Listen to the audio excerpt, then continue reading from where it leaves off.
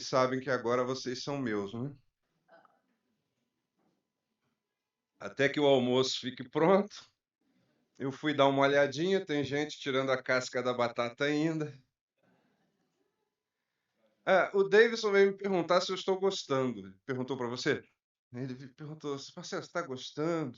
Tudo certo. Como não poderia, né?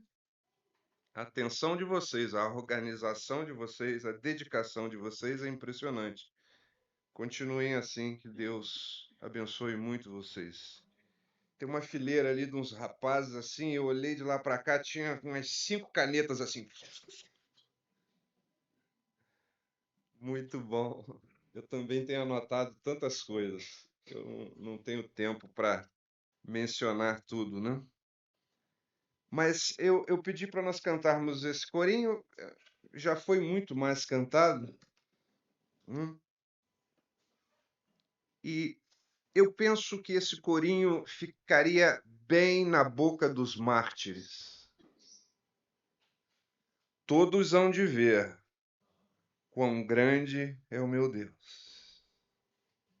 No evangelho diluído que nós estamos vivendo nos nossos dias, as pessoas apontam para o seu carro novo e diz: quão grande é o meu Deus.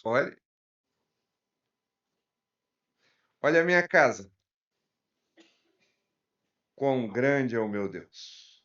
Recentemente, participando de um encontro, um jovem diz: quão grande é o meu Deus. Passei no concurso público. Bem, algumas centenas passaram junto com você.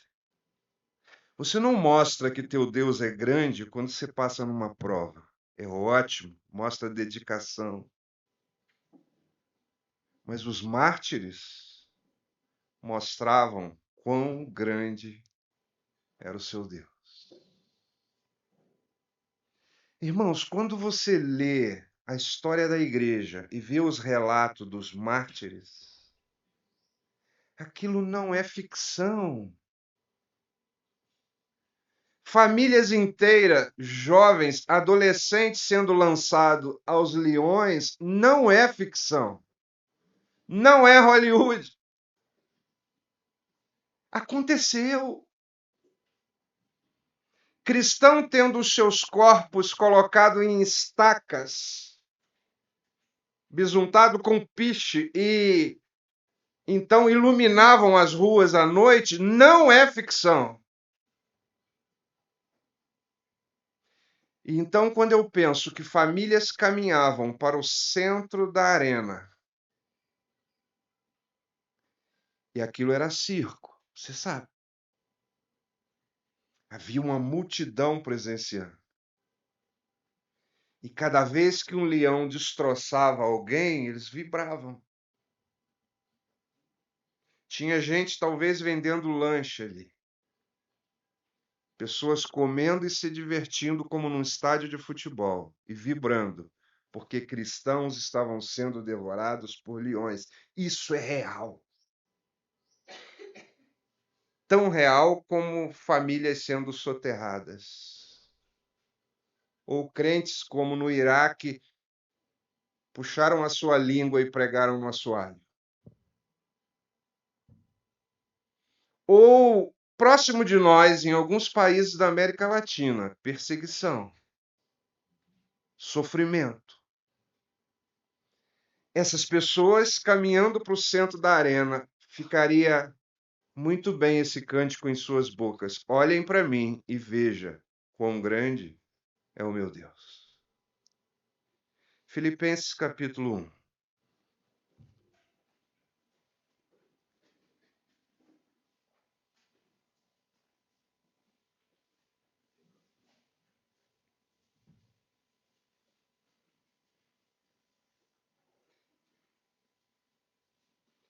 (19 e 20), porque estou certo de que isso mesmo, pela vossa súplica e pela provisão do Espírito de Jesus Cristo, me redundará em libertação, segundo a minha ardente expectativa. Uma ardente expectativa no coração de um prisioneiro.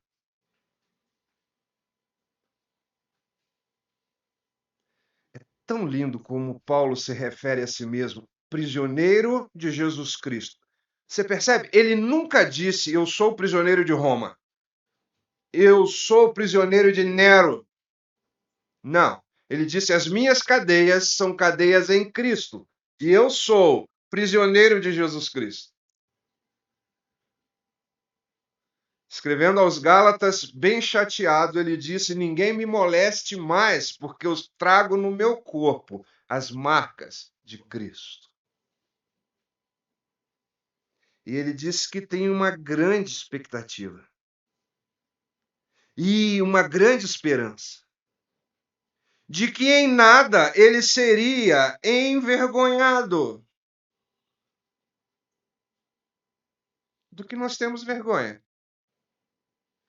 De sermos expostos publicamente como cristão, em meio a uma população hostil, às vezes. Durante 20 anos eu tive um vizinho que não importava quantas vezes ele encontrasse comigo, ele nunca se dirigia a mim, ele nunca olhava nos meus olhos, mas se eu passasse, ele dizia: meu Deus é o dinheiro.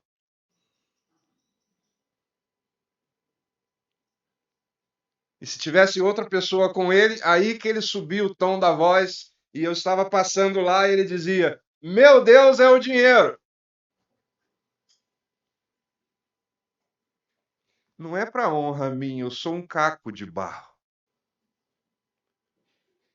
Mas é porque ele presenciava todas as minhas saídas para a reunião, todos os dias, no mesmo horário. E aquilo incomodava ele. E sem palavras, ele me agredia dizendo: o teu Deus é esse que te escraviza e te faz ir nesse horário todos os dias. O meu Deus é um dinheiro. Pobre homem. Mas qual é a expectativa de Paulo? É que ele jamais pudesse ser envergonhado. Como? O seu desejo é que antes como agora, com toda a ousadia, como sempre e também agora, será Cristo engrandecido no meu corpo.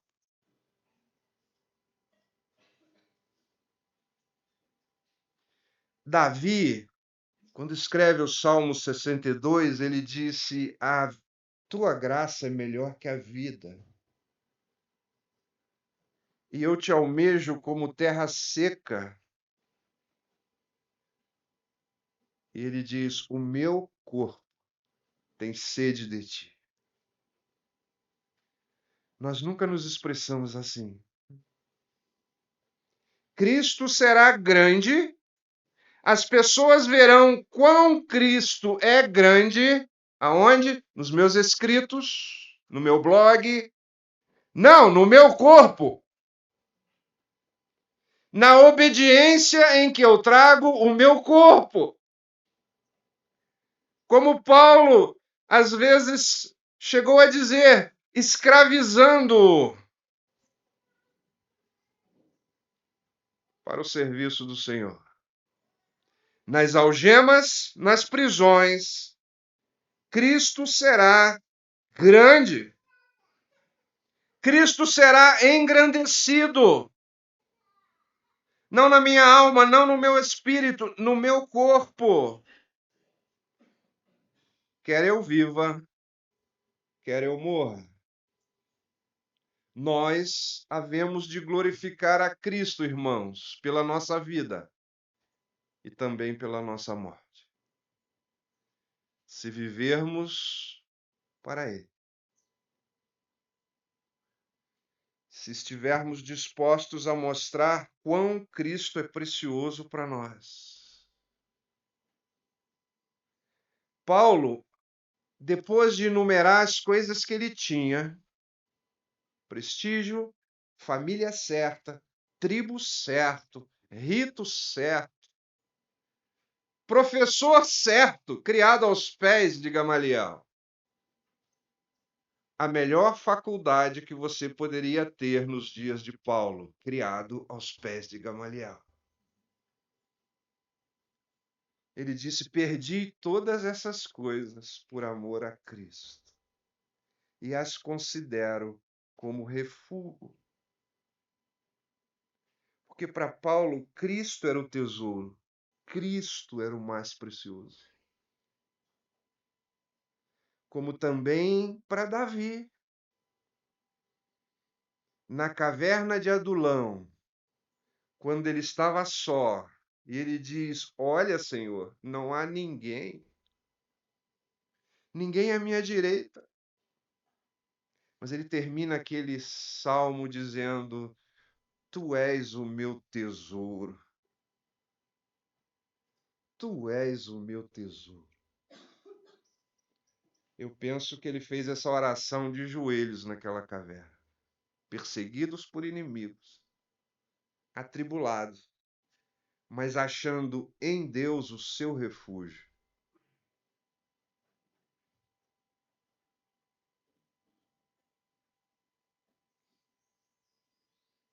João Evangelho 17, depois de vermos o primeiro estágio da nossa unidade com Cristo, nós somos unidos a Ele no seu sofrimento. O mundo os odiou, porque acabamos de estudar, o mundo odeia a Cristo. Nós estamos identificados com Cristo, levando a cruz, que de fato não é o resfriado, não é o tombo, muito menos aquelas consequências que vêm a mim por desleixo, negligência ou por erro. Compro, não posso pagar. Estou endividado. É a minha cruz. Não, não a cruz de Cristo.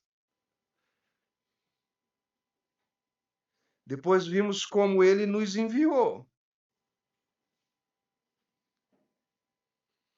Hoje vemos como ele nos santificou. Verso 19 apenas.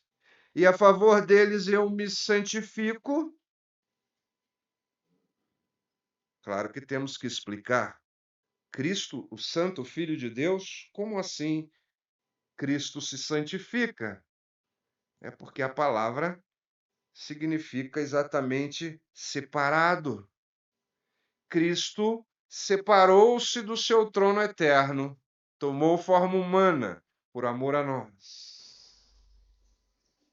Ele orou por nós.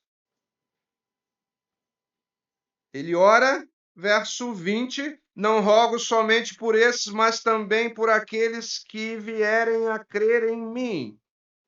Davi já mencionou tantas vezes os confins da terra, o Brasil, e ainda há muitos confins que ainda não foram alcançados. Muitas pessoas que ainda não ouviram de Jesus. E nós somos enviados a ela.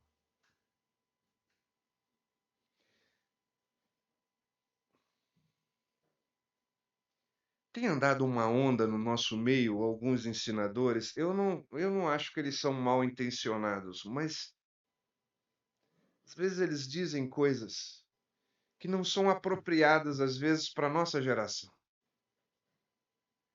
Então eu tenho ouvido muitos lugares que eu tenho estado, pessoas dizendo: ó, vai devagar, jovem, vai devagar, calma. Tire umas férias. Ô, você está muito dedicado ao Senhor. Bíblia, estudo. Ô, calma.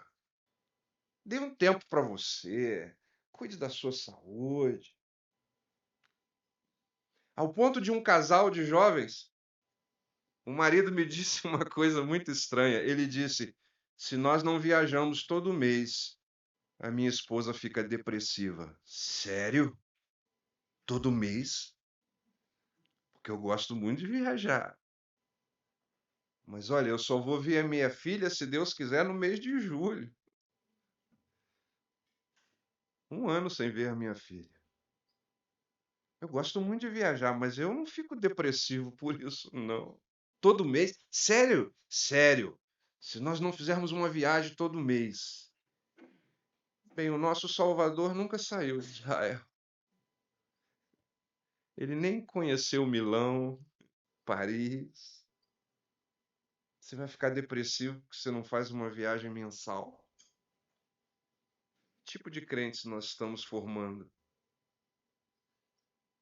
Ou vai devagar, não precisa tanto.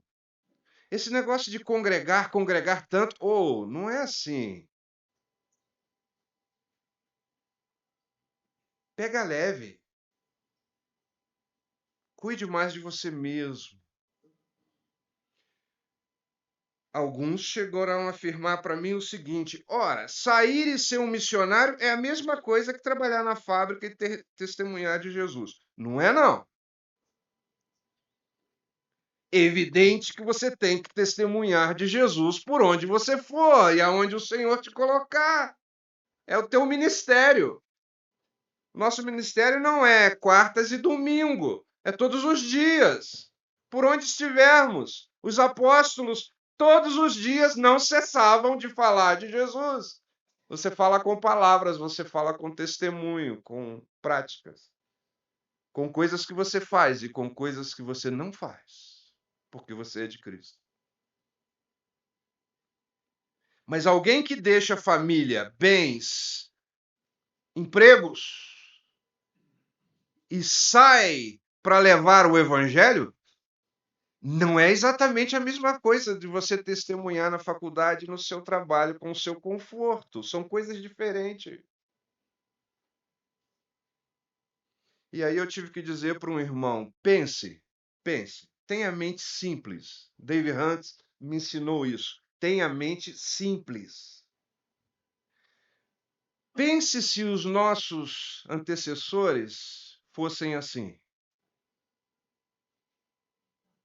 Pense se os ingleses, se os canadenses, se os portugueses, se os irmãos do passado pensassem como nós, o evangelho não teria chegado a nós, irmãos. Preste atenção, jovem, nós estamos apoiados nos ombros daqueles que nos antecederam em tudo, ou não? A igreja que existe nessa cidade existe por quê? E houve muito sangue, suor e lágrima. Sangue, suor e lágrima. Quando você lê os relatos dos pioneiros, há coisas que você mal acredita. Como eles puderam fazer isso? Como eles suportaram tamanho sofrimento? Tem algum metodista aqui, igreja metodista? Eu estava conversando com uma senhora metodista bem idosa. E ela me disse assim: Marcelo, eu cresci revoltada com meu pai, até conhecer o Evangelho. Porque eu estava falando para ela que eu cresci revoltado com meu pai, até eu conhecer o Evangelho. Porque quando eu tinha 7 anos, meu pai foi embora. E a cena para esse caçulinha de 7 anos é que meu pai saiu no portão, ele foi descendo a rua, ele foi descendo, e ele virou a curva e ele foi embora. Isso nunca saiu da minha mente. E até que eu conheci Cristo, eu nutri um ódio pelo meu pai. Falando disso para ela falou: eu também cresci com ódio do meu pai. Porque meu pai ia em casa, ficava 3 meses conosco e sumia. E nós não entendíamos para onde meu pai ia. E ele trazia suprimento e depois ele sumia. Quando eu cresci, eu comecei a viajar o Brasil. E eu comecei a encontrar no interior igrejas metodistas. As pessoas me diziam: seu pai que plantou essa igreja aqui. E às vezes eu viajava para outra cidadezinha no interior, outra igreja metodista. Seu pai foi fundamental para esse trabalho aqui. E o que era ódio se transformou em amor, em admiração. Meu pai se sacrificou terrivelmente por amor ao Senhor. Há tantas histórias assim.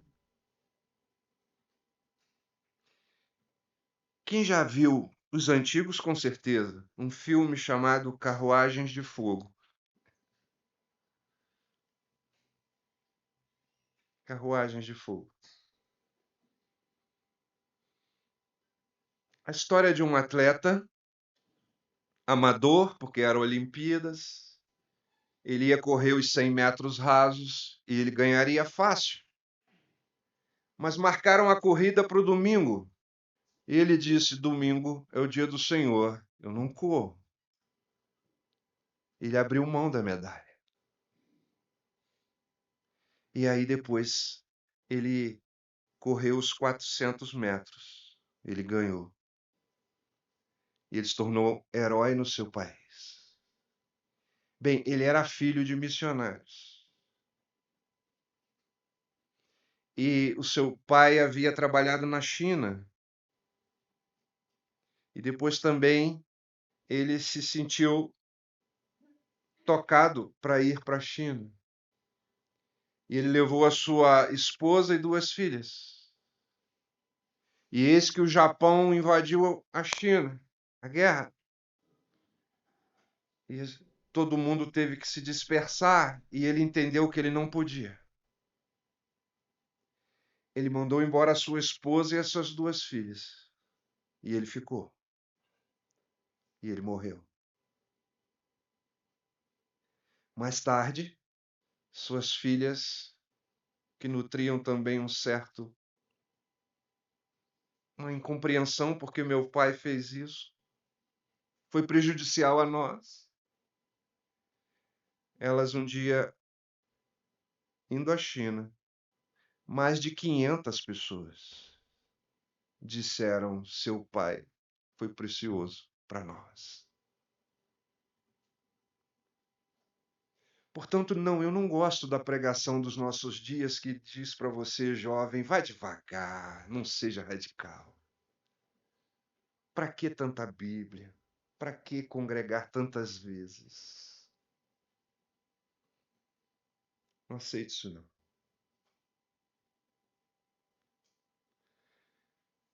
Verso 19: a favor deles eu me santifico a mim mesmo, para que eles também sejam santificados na verdade. Ele já disse: a tua palavra é a verdade. Significa que Jesus quer que nós sejamos separados para a palavra. Que nós venhamos mesmo a morrer, se necessário, pela sua palavra. Vamos para o Velho Testamento. Eu avisei que vocês estão em minhas mãos. Mas eu não sou cruel, viu? Capítulo 25 de Êxodo. Depois capítulo 30. Quando vamos ao Velho Testamento, aprenda uma coisa. Só vá ao Velho Testamento com o que Paulo ensinou. Tudo o que dantes foi escrito, para o nosso ensino foi escrito. Olha, não vá no Velho Testamento buscar doutrina para a igreja. Acontece coisas medonhas, irmãos. Heresias sem fim. Deixa eu contar uma experiência rápida. Eu estava hospedado na casa de um irmão para uma conferência de 3 dias. Sexta-feira, fomos para a reunião, eu e ele, a esposa ficou. No sábado, novamente, eu e ele fomos para a reunião, a esposa ficou. No domingo pela manhã, fomos à reunião, a esposa ficou. Aí eu tive que perguntar: irmão, a irmã não vai nos acompanhar? E aí ele explicou a doutrina da igreja. Ele disse: olha, irmãos, é que você sabe, nós acabamos de ter um bebê. E, segundo Levítico capítulo 12, a mulher, quando tem um bebê, se for um menino, 33 dias de purificação. Se for uma menina, 66 dias de purificação. Portanto, até que ela esteja purificada, ela não pode ir na reunião. Sério? Sério. Você vai ao Velho Testamento, você vai às sombras. Já, já leram Paulo como se refere ao Velho Testamento e também o escritor aos Hebreus? Eles dizem assim: aqui são sombras de uma realidade que é Cristo. Não é que lá era falso, não era real, não é isso. Ele está dizendo que tudo lá tipificava Cristo. Por isso, Paulo ficava tão irritado quando crentes davam as costas para o evangelho e estavam retornando à lei. Porque é retornar às sombras. Você vai comprar um apartamento, tem lá uma maquete, né? Na planta. Você olha, é bonitinho, gostei da varanda. Mas não existe apartamento ainda. É só uma maquete, uma projeção. Mas eis que um dia você entra no seu apartamento. Uau! Você saiu de uma maquete para uma realidade. Então, o Velho Testamento, Paulo diz, é totalmente maravilhoso, porque lá nós vamos e tiramos o ensino. Então, o que nós queremos do Velho Testamento? Eu quero saber como foi a fé de Abraão. Eu quero ser um imitador dele. Eu quero saber da coragem de Samuel. Eu quero saber. Eu quero aprender. Mas nós andamos como igreja na doutrina dos apóstolos. O que eles aprenderam com Jesus e passaram para nós. Capítulo 25 do Êxodo, versículo 8. E então me farão um santuário para que eu possa habitar no meio deles. Verso 1. Tomareis a oferta de todo homem cujo coração o mover para isso, dele recebereis a oferta. Então, uma oferta voluntária para que um santuário fosse construído, para que Deus habitasse no meio do seu povo. Sim, Deus já era o Deus de Israel, mas Deus falava com Moisés no monte, Deus falava longe. Mas Deus quer comunhão, Deus quer habitar no meio do seu povo. E quando avançamos para o livro de Levítico, próximo livro, no primeiro versículo, muda totalmente. Agora tudo está diferente, porque diz: chamou o Senhor a Moisés e da tenda da congregação lhe disse: façam um santuário, eu vou habitar no meio de vocês, então eu estarei com vocês. O que isso tipifica? Claro que é Cristo. É Deus se fazendo homem, habitando entre nós. Agora nós temos Deus conosco, em Jesus. Todo o tabernáculo é Jesus e a sua obra. Por isso nós vamos para o capítulo 30 agora.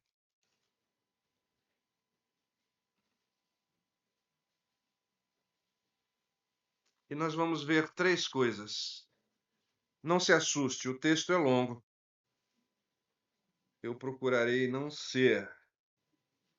Capítulo 30 são as orientações para quando o tabernáculo, o santuário estivesse pronto. Não estava ainda. São as orientações. Mas aqui tem ensino para nós. Capítulo 30 do Êxodo, verso 11 ao 16, eu leio bem rápido. Disse mais o Senhor a Moisés: quando fizerdes recenseamento dos filhos de Israel, cada um deles dará ao Senhor o resgate de si próprio. Você pode sublinhar isso aí, resgate de si próprio. Quando os contares, para que não haja entre eles praga nenhuma, quando os arrolares, todo aquele que passar ao arrolamento dará isso, metade de um ciclo. Segundo o ciclo do santuário, esse ciclo é de 20 geras, a metade de um ciclo é a oferta ao Senhor. Quando entrar no arrolamento de 20 anos para cima, dará oferta ao Senhor. Observem, o rico não dará mais de meio ciclo, e o pobre não dará menos. Quando derem a oferta do Senhor, sublinhe, para fazerdes expiação pela vossa alma. Tomarás o dinheiro das expiações dos filhos de Israel, darás ao serviço da tenda da congregação, e será para a memória dos filhos de Israel diante do Senhor. De novo, repetiu? Repetiu é muito importante. Para fazerdes expiação pelas vossas almas. Resumindo tudo isso, o que nós temos aqui? Nós temos o preço da alma. Podemos colocar um preço da alma? Não. Ela é muito valiosa. Mas nós precisávamos que os israelitas aprendessem e fossem educados por Deus. E nós hoje precisávamos de coisas que fossem figuras das realidades celestiais. Então, só pela leitura, você percebe que é necessário que se paga um preço pela alma, e o estabelecido é um determinado peso em prata. E então, simbolicamente, haveria a expiação daquelas almas. O que é isso? Isso é a salvação. Tão especificado aqui que quem tem muito não dá mais, quem tem menos não dá menos. Por quê? Porque cada alma custou o sangue de Jesus. Não há gente que vale mais ou menos. Um certo pregador andando com um outro, e alguém disse: "Olha ali um andarilho", estava na calçada. E o pregador disse: "Não, na verdade sou eu, sem a graça de Deus." Se Deus tira a sua graça, eu sou exatamente como ele. Eu só estou parecendo melhor, mas o preço da nossa alma é o mesmo. Portanto, simbolicamente, mesmo tendo muito, o preço estava estabelecido e era um peso de prata.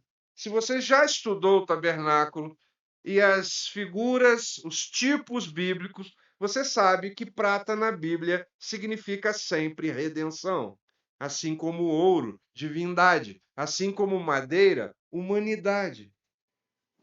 Porque a Bíblia ensina de tantas maneiras, com figuras, às vezes com cores, com símbolos, com materiais. Tudo aponta, simboliza Cristo.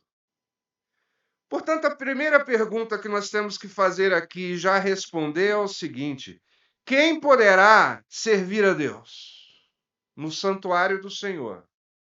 Esse texto é taxativo. Só um tipo de gente, quem teve a sua alma expiada. Quem pode servir a Deus? O salvo. E ninguém mais. O religioso não pode. O dedicado, o esforçado não pode. O político não pode. Quantas igrejas, às vezes, por não terem o entendimento, ficam passando pires e pedindo esmolas do mundo, e às vezes políticos contribuem com a obra do Senhor e os crentes ficam todos orgulhosos. Ah, esse ar-condicionado que instalamos, o vereador que nos ajudou. O irmão Silas, já com o Senhor, o doutor Silas, lá da Casa de Oração em Correias, ele tinha uma palavra, às vezes, bem forte. Ele dizia assim: o que você pensaria se a sua esposa estivesse linda e todo mundo dissesse: "Uau, que vestido maravilhoso sua esposa está vestindo", e quem deu o vestido foi o vizinho? Seria honra para você? Não, seria desonra. O que você acha quando a esposa de Cristo fica aceitando favores do mundo? Você acha que isso honra a Cristo? Quem pode servir a Deus? O salvo. Segunda pergunta: basta ser salvo? Não. E aí nós temos os versículos 17 a 31. Disse mais o Senhor a Moisés: farás também uma bacia de bronze, mudou o material, com o seu suporte de bronze para lavar. Pô-la-ás entre a tenda da congregação e o altar, deitará água nela. Nela Arão e os seus filhos lavarão as mãos e os pés. Quando entrares na tenda da congregação, lavar-se-ão com água, para que não morram. Ou quando se chegarem ao altar para ministrar, para acender oferta queimada ao Senhor, lavarão, pois, as mãos e os pés. Repete. Para que não morram. E isso lhe será por estatuto perpétuo a ele e a sua posteridade através de suas gerações. Se você pudesse voltar no tempo e ir lá no deserto e presenciar esse tabernáculo, e se você então pudesse entrar no pátio, através das cortinas, a primeira coisa que você ia ver é um grande altar de bronze. E talvez você não ia gostar muito do que você ia ver ali. Tinha animais sendo degolados o tempo todo, sangue sendo recolhido, e tinha animais sendo queimados, não churrasco, mas queimados com pele e tudo. Imagine o cheiro. Sabe o que Deus dizia? É cheiro suave, agradável a Deus. Tipificava Cristo, o nosso verdadeiro holocausto. O holocausto verdadeiro. Tantos animais degolados, sem culpas, inocentes, cujo ofertante colocava a mão na cabeça dele e simbolicamente transferia os seus pecados para ele. Pense nisso, irmãos. Não era muito fácil. O sujeito tinha um rebanho, mas aí ele pecava, ele precisava ofertar, levar uma oferta para ser aceito diante de Deus. Aí ele tinha que escolher um animal, o animal tinha que ser perfeito. De repente, o único perfeito era aquele animalzinho que ele mais estimava. Dizia: como eu vou levá-lo? E ele o levava, colocava a mão sobre ele. Aquele animal inocente era degolado. Então ele sentiu o peso do seu pecado. Esse animal querido morreu por minha culpa. Se você continuasse entrando, então você ia ver essa peça, uma bacia de bronze com água. E a ordem para os que ministravam no santuário é: toda vez que você for entrar, você lava mãos e pés. Precisou sair, vai entrar de novo, lava de novo mãos e pés. Porque se você entrar sem fazer isso, você morre. O que isso tipifica para nós, irmãos? Sem santificação, ninguém verá o Senhor. Você sabe que sem santificação ninguém verá o Senhor? Não está se referindo ao futuro. Porque quanto ao futuro, a Bíblia nos afirma que todo olho o verá. Portanto, ver a Deus através da santificação é ver a Deus aqui, hoje e agora. Na sua vida, na sua família, na sua igreja, nos irmãos, nos seus negócios. Você tem tido essa visão de Deus, irmão? Você consegue ver Deus na sua vida claramente, na sua família, nas suas empresas? Tem tanta gente que há tanto tempo não vê Deus. Sabe como essas pessoas reagem? Elas vão à reunião e quando elas voltam, elas dizem assim: reunião não estava boa hoje, não. Não gostei disso, não gostei daquilo. Elas realmente pensam que o culto era para elas. Porque elas não estão conseguindo enxergar Deus na palavra, nos cânticos, na oração, no rosto dos irmãos. E os sacerdotes tinham que se santificar, se purificar. Agora vejam, primeiro eles tomavam um banho completo, figura da salvação. Depois eles iam servir a Deus. E aí eles tinham que lavar mãos e pés todas as vezes. Entrou, saiu, lavar mãos e pés. Entrou, saiu, lavar mãos e pés. O que isso significa? Que nós já fomos santificados em Cristo Jesus. Com respeito à nossa posição, nós não vamos ser salvos uma segunda vez. Mas para servirmos ao Senhor, nós temos que atender os chamados para sermos santos. Significa viver em santidade. E significa lavar as mãos e os pés todos os dias. Porque, irmão, todos os dias nós nos contaminamos com a poeira e o pecado desse mundo, ou não? Com os olhos, com a mente, com as mãos, com os pés, lugares que não deveríamos ir, lugares que deixamos de ir, coisas que não deveríamos tocar, coisas que deveríamos tocar, coisas que não deveríamos pensar, coisas que deveríamos pensar. Paulo disse: seja isso que ocupe a vossa mente. Quantas coisas ocupam nossa mente? Cobiça dos olhos? Portanto, para servir a Deus, nós precisamos de santificação diária. Significa que todos os dias eu tenho que ir à bacia de bronze e não ser salvo de novo, mas pedir perdão ao Senhor por todo o meu pecado do dia de hoje. E graças a Deus, Ele me purifica de todo o pecado. Então eu posso servi-lo. Vocês estão com fome, né? Mas eu preciso falar dessa bacia de bronze. Capítulo 38.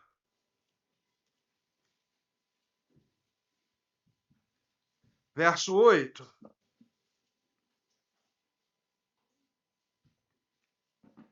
Tá me ouvindo, Adilson? O Adilson só está sentando na última fileira, desde que eu cheguei aqui. Né? Bem, Adilson é um irmão muito amado. Eu não sei como vai ser. Eu estou construindo uma casa no bairro e ele está construindo também. Nós vamos ser vizinhos, né? 38, verso 8. Fez também a bacia de bronze com o seu suporte de bronze, vírgula, dos espelhos das mulheres que se reuniam para servir à porta da tenda da congregação. Senhor, que precioso é isso. As mulheres, você sabe, não podiam entrar nem no pátio. Elas poderiam dizer, já que é assim, então vamos ficar em casa. Ah, já que a liderança da igreja é entregue aos homens, então eu não quero nada também. Eu quero igualdade. Se tem pastor, tem que ter pastoras. Se tem bispo, tem que ter bispo. E marido do bispo é bispa. É tão patético essas coisas, né? Porque quando Pedro fala de Paulo, ele diz assim: o nosso amado irmão Paulo. Então, sim. Um só é vosso mestre, vós todos sois irmãos.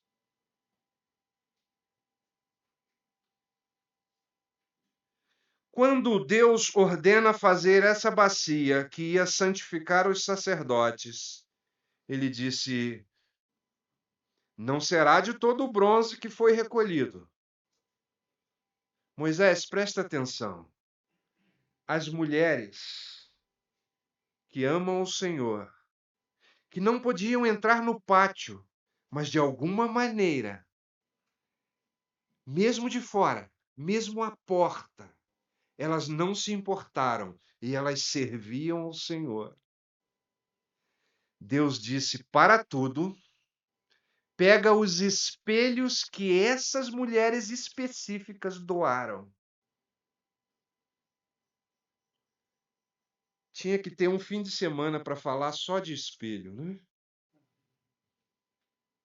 Você sabe o que o espelho é para a mulher? Olha, joga fora o fogão, a máquina de lavar, o freezer, mas nem pense em tirar o espelho. O espelho para a mulher.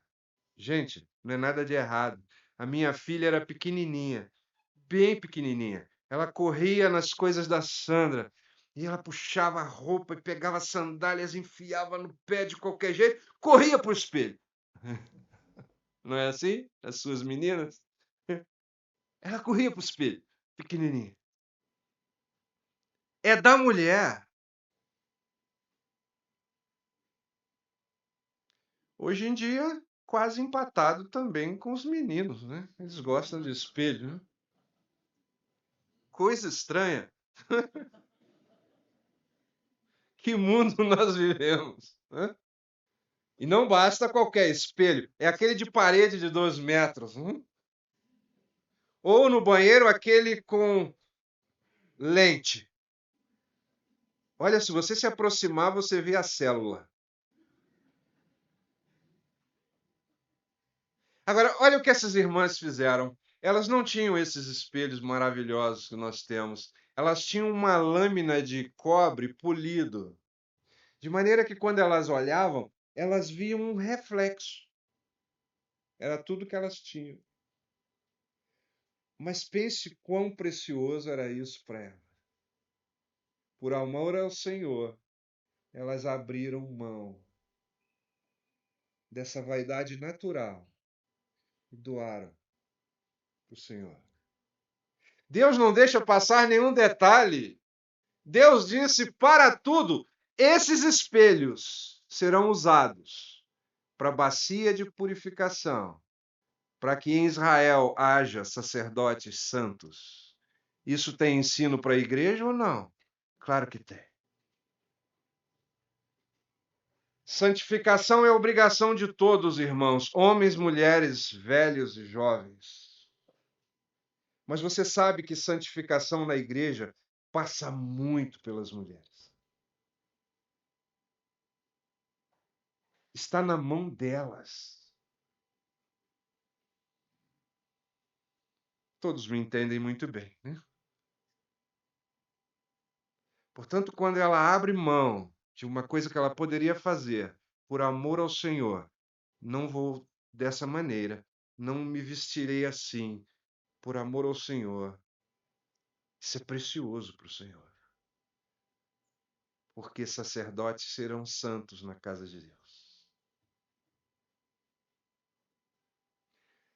A segunda pergunta é: para servir a Deus basta ser crente? Não. Tem que ser crente e santo. Tem que estar limpo. Deus não usa vasos sujos. Para ser um vaso na casa de Deus, você tem que estar limpo.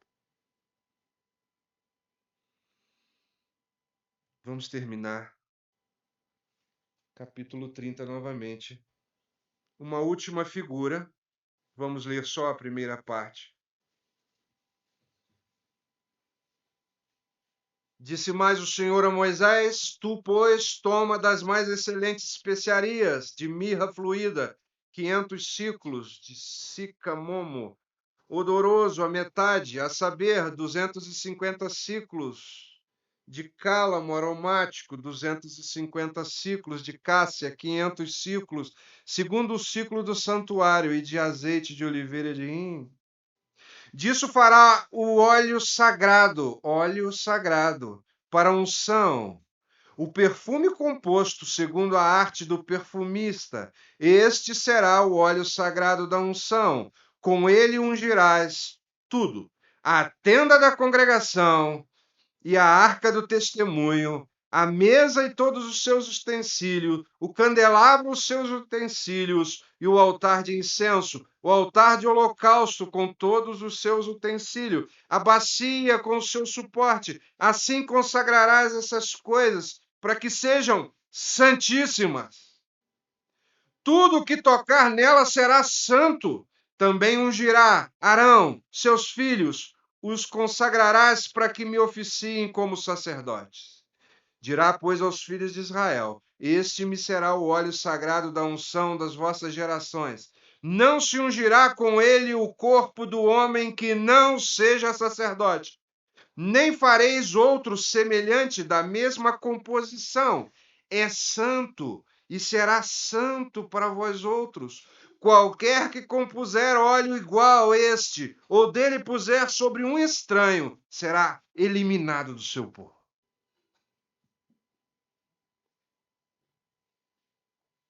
Eu não preciso nem perguntar, você sabe que isso aqui é figura do Espírito Santo, que foi derramado no Pentecoste,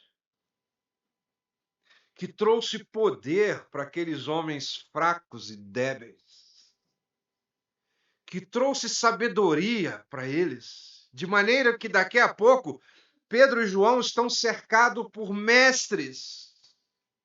E eles não aguentam com a sabedoria de Pedro e João, dois pescadores, irmãos. Você acha que o evangelho precisa de ferramentas do mundo? Como o evangelho chegou a nós, irmãos? O que os pioneiros usaram? Ferramentas? Não. O evangelho não precisa delas. Eu não estou dizendo que elas não são úteis. Mas veja, eu sou de um tempo quando alguém ficava possesso. Homens de Deus, com vida limpa, expulsavam aqueles demônios no poder e no nome de Jesus. Eu vivo em dias que pessoas possessas são encaminhadas para o consultório do psicólogo mais próximo. Isso é diluir o evangelho. O evangelho está perdendo o poder.